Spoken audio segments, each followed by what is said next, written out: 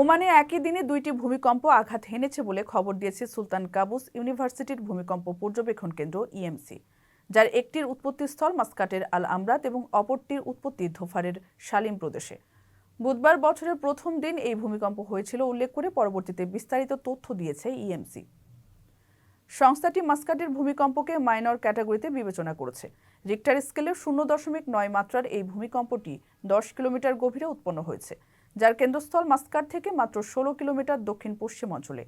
আর শালিমের ভূমিকম্পটি Richter স্কেলে 3 মাত্রা ছিল।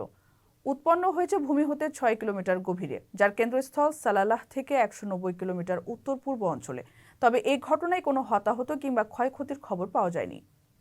2024 সালে ওমানে একাধিক ভূমিকম্পের ঘটনা ঘটেছে।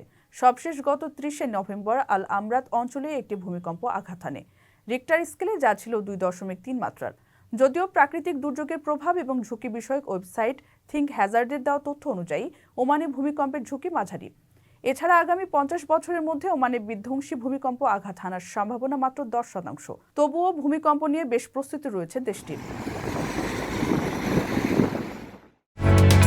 ওমানের সেরা রেট দিচ্ছে বাংলাদেশি প্রতিষ্ঠান গালফ এক্সচেঞ্জ। প্রিয়জনকে টাকা পাঠাতে আজই আসুন আমাদের যে কোনো ব্রাঞ্চে অথবা কল করুন স্ক্রিনে দেয়া নাম্বারে। গালফ এক্সচেঞ্জ, বাংলাদেশিদের প্রিয় এক্সচেঞ্জ।